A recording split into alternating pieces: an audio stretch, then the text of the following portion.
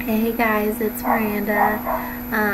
Today I'm going to be explaining my labor and delivery. I have like no time to make videos right now. Like I'm so tired, like I look exhausted. Sorry, but I just got Brayden to fall back asleep and my mom is actually watching him right now just so I can get this video done and finally uploaded. So let's get right into it. On Saturday, May 18th, which was my due date, I was so done. I was like, I do not want to be overdue. I do not want to be induced. Like that, this is not an option for me. I just decided to go on a walk with my mom and my baby cousin. We were babysitting her.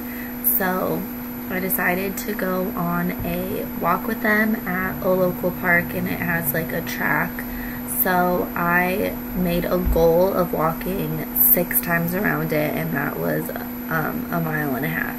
So I walked that, came home, got Chipotle, and like as I was eating Chipotle I started feeling like the tightening, but I was like, okay, like don't get excited, because if you've been watching my videos, then you know that I have been having contractions, a bunch of them for weeks, and they dilated me to a 3, and I was, I think I was 80%, 70 or 80% effaced.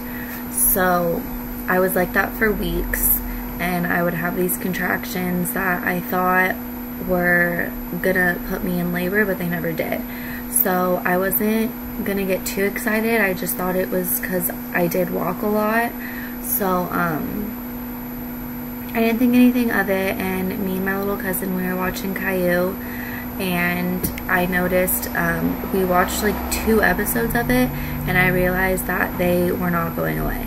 So then I just I waited it out. After about,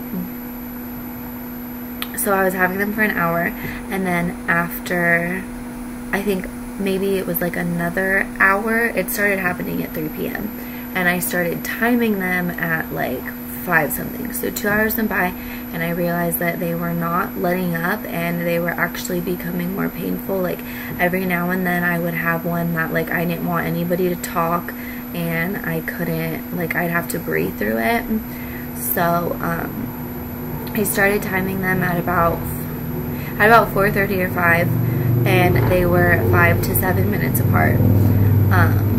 So then at about 8 they were 2 to 3 minutes apart, and like they were really painful. Like I had to breathe through each and every one of them. So I couldn't even call my doctor. I had to have my mom call my doctor, and she, the doctor said that she thinks that it's time, so I need to go head to the hospital. So I got all my stuff, and I'm so mad because the video camera was not by my stuff, so I didn't even film like any of the birth, so there will not be that video, but yeah, okay. Anyways, so got my stuff, we went to the hospital. There was like no doubt, like the nurses said, like they knew I was in labor. When I was having the contractions, when the contractions would stop, I was able to talk and just like laugh and like converse with people and stuff. So it wasn't too bad. So I got there, they admitted me. I was checked, and I was 5 centimeters and like 90% effaced. So I was really excited that I was actually dilating on my own, and I didn't need any help with like Pitocin or anything. And so that was at 8. So they let me labor and do like as many different positions. I was hooked up to the monitor, so I was stuck in bed for a while. Then it started getting really, really painful. I wanted to walk around to see if that would help, and so they got the monitors where they're like cordless. So I wore those, and I like was rocking on the rocking chair. I was like leaning over the bed, like swaying my hips. Like I was just so beyond uncomfortable. All I wanted to do was lay in the bed. So I got back in bed. I would say I was out of bed for like a good hour. So I got back in the bed, and then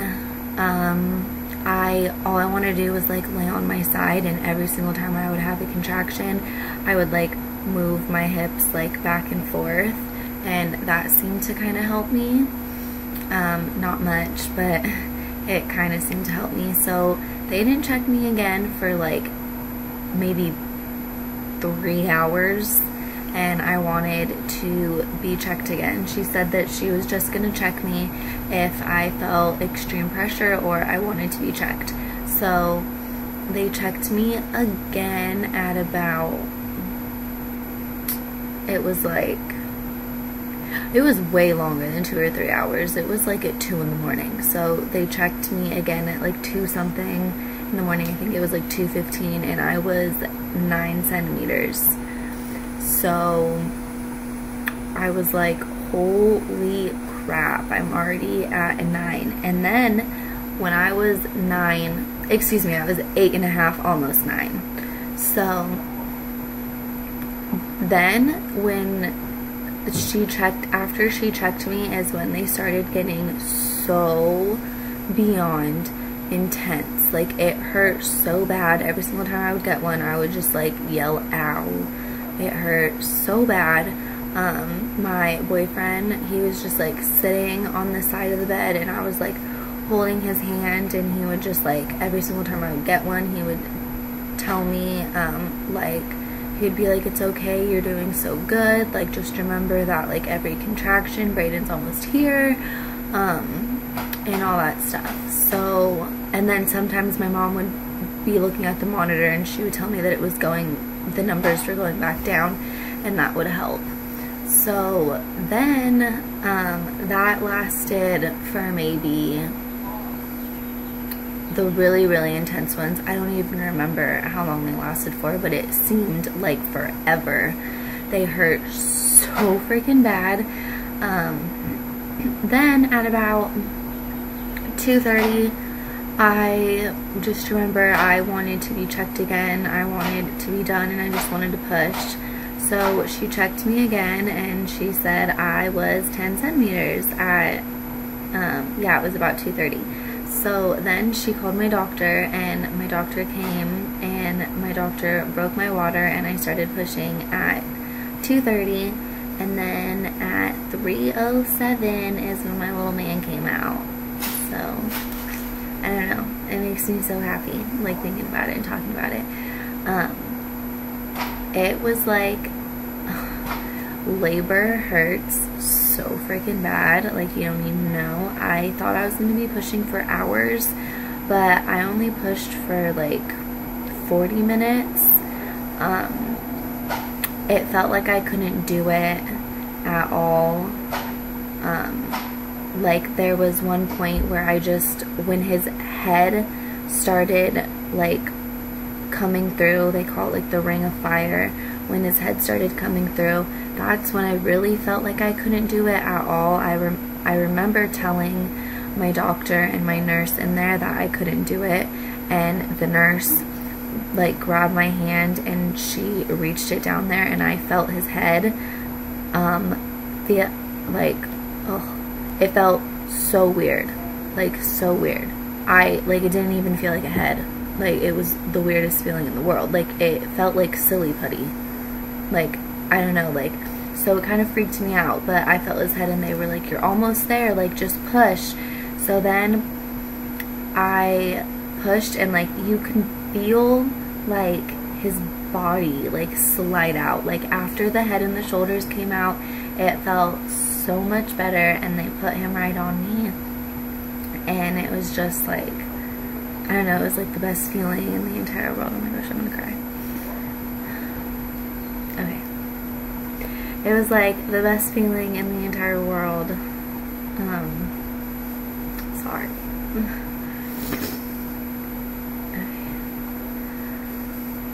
He started crying like immediately. I don't really remember that part just because like I was so happy just like looking at him, but I don't know, it was like the best feeling ever to just like see him. So then after that I got to hold him for a while, and they delivered my placenta. You guys didn't really need to know that, but they did as I was holding him. And then they let me, they didn't want me to hold him for too long because there was a tiny bit of meconium in my water, so he did poop a little bit, but they checked him out and everything was fine, and they brought him right back to me, and I got to do skin to skin. So we did that for a while, and then that was pretty much it. So that is my labor and delivery, all natural, no epidural, no pain medication, nothing. That was it. So it makes me so happy. So yes, that is my natural, unmedicated labor and delivery story. So sorry if it was all over the place. I didn't write anything down when I was in labor just because I was in so much pain. I couldn't write anything down. So that is all just from memory. So yeah, I will talk to you guys in my next video. Bye.